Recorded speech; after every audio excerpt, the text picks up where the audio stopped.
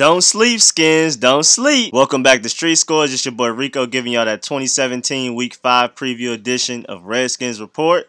And no distractions or random news. I'm actually going to get straight into this preview. Let's get it. Why did he? What's that?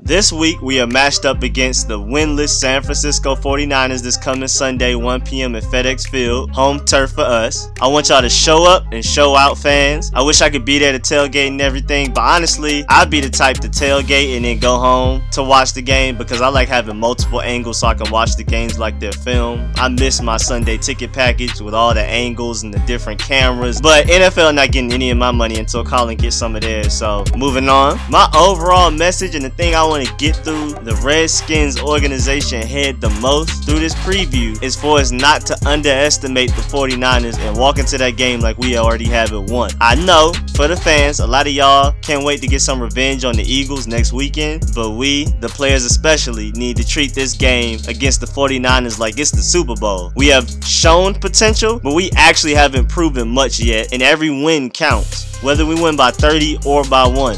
The winless teams are always the ones that sneak up and win on good teams. So I just want the entire Redskins organization to stay focused on Sunday. Do not overlook this 49ers team. Besides their week 1 slump fest against the Panthers when they lost 23-3, they have lost all of their games by 3 points or less all season. Last week's loss against the Colts was in overtime due to a 51-yard kick. They've been in these games. A lot of the time they're just a couple of plays away from winning the game, even maybe just one play. And I know when you see a 0-5 record, you assume the team is some butt, but we cannot underestimate them. Fans can be like, oh yeah, we got this game in the bag, but the players and coaches, I need y'all to take this game and every game afterwards personally. Also, the 49ers head coach Kyle Shanahan was our offensive coordinator for 4 years. Even though we have changed a lot since he was here, we still have to take that into consideration. But we also have somebody who spent a lot of time with their team in the past. Playmaking tight end Vernon Davis. Hopefully he still has the inside scoop on some things that they're trying to run on offense. Him and Greg Minuski need to have a talk before this game. And Vernon Davis, as a side note, also recently said that this current Redskins team reminds him a lot of the 49ers team that went to the Super Bowl in 2013. Good to hear,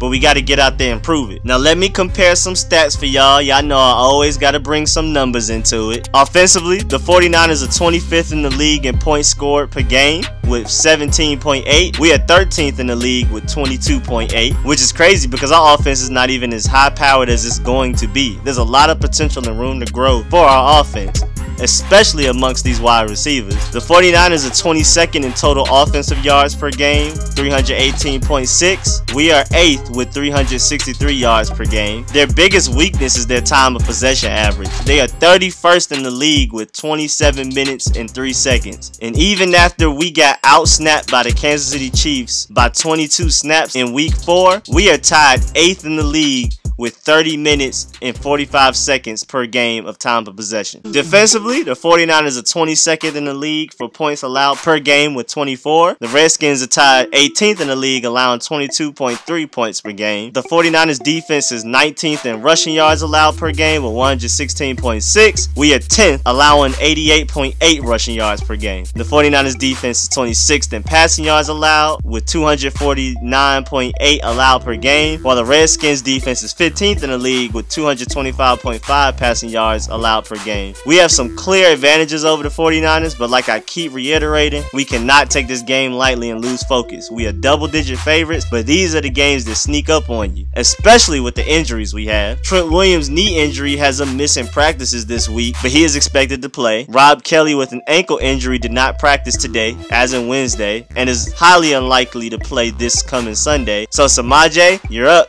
Josh Norman with his rib and lung injury will more than likely turn against the Eagles next week, but he will not be here this game. Josh Doctson tweaked his shoulder against the Chiefs, but he's expected to play this weekend. Jordan Reed is hurt with a chest injury, but is expected to play this Sunday also, even though he's not 100%. But then again, what is 100% in the NFL? Like, really? How many people are ever actually 100%? But back to what we're talking about, DJ Swearinger, the leader of our defense, is also a little banged up with a hamstring problem. I hope Mason Foster is ready to go this week because Will Compton and Martrell Spate have their moments, but Mason Foster is better and far more consistent than those two. Him and Zach Brown elevate our level of play, intelligence, and intensity. I really want him out there this week. I really need to see this injury report when it comes out by Saturday 4 p.m. I'm going to make a video real quick to update y'all on that when it comes out. But back to the 49ers. Defensively, they are not great, but have invested a lot into young players and have some potential. They've spent some first-round picks on their defensive line and expecting big things out of Eric Armstead, DeForest Buckner, and Solomon Thomas. They spent first-round pick on defensive ends the past 3 years in a row. So we need these vegan hogs in them trenches ready to fight and move them off this ball. Also, linebackers Ray Armstrong, Navarro Bowman, and Reuben Foster are some beasts. We got a game plan for them. Reuben Foster was injured and may not be available for this game, but that's something we'll find out Sunday, and I'll have that report to y'all, like I said, before Sunday's game. Also, Elvis Dumerville was asleep and non-existent the first 3 games, but woke up and has had 3.5 sacks in the last 2 games. Gotta prepare for him too. Offensively, Carlos Hyde is having a below-average season at running back. He only has 1 game over 85 rushing yards so far this season with his 124-yard performance against Seattle. He had his only 2 touchdowns of the season against the Rams. He's not Todd Gurley, who we've played already, but we still have to game plan for him and shut this down. We especially need to shut him down in order to force Brian Hoyer to make plays, which is something he's not used to doing well or consistently. But Brian Hoyer does have a very dependable wide receiver as his #1 target. Our boy, Pierre Garçon. I appreciate everything he did for us. Had some magical seasons with us. I'm sorry we got to go out there and embarrass your team this Sunday. But for real though, he has great hands, does not drop the ball. He had 79 receptions last year with us and only had 1 drop. That's crazy. Sticky fingers out there. I mean, y'all see this play right here with the throw RG3 made to him that one Thanksgiving in 2012? I know y'all remember this. He was so dependable for us, and now he's doing the same thing for the 49ers. He has 28 receptions for 379 yards so far this season. Even though we had a bye week, and they have yet to have one, our leading receiver only has 235 yards compared to Pierre Garçon's 379 yards. And it's Chris Thompson, our running back. But Kirk loves to spread the ball, which is something I prefer. But Brian Hoyer clearly loves Garçon and Garçon only. Their second leading receiver only has 243 yards, which is 136 yards less than Garçon, which makes it even more obvious that we need to take Garçon out of this game. I'm so sad that Josh Norman is injured for this game because him matched up against Garçon would have been legendary. Entertainment at its finest. They are both dogs. Aggressive, intense, and don't back down to anybody. This could have been a classic matchup, but we're just gonna have to wait for it later on down the line in some coming years. So to wrap it all up, our offensive line needs to protect Kirk and move them 49ers first round pick D linemen off the ball when we run it. Kirk needs to pick apart this weak 49ers secondary. I have a feeling Josh Doctson is about to have a breakout game. We need to get Chris Thompson back involved. He is our best playmaker, no excuses. The defense needs to shut down Carlos Hyde and Pierre Garçon and force Brian Hoyer to pass a lot and pass to his other receivers that he does not trust as much as Pierre Garçon. Also, our defensive line and outside linebacker group needs to feast. The 49ers offensive line is worse than any O-line we've matched up against so far this season. Take all y'all anger from that Kansas City Chiefs game out on them. Please whoop them around the field. Pressure Brian Hoyer into making mistakes. If we do, That's an easy win. And most importantly, team-wide, like I keep saying, we need to take this game personally. We need to go out there and prove that we are way better than our record indicates. Make some plays, Redskins. And I'm looking forward to seeing Terrell Pryor's progression as a receiver after 2 weeks of practice. Hopefully he goes out there and makes a huge splash play, stops dropping balls, and becomes the #1 receiver we want and sort of expected him to be. But that's it for this episode. Thanks for the view.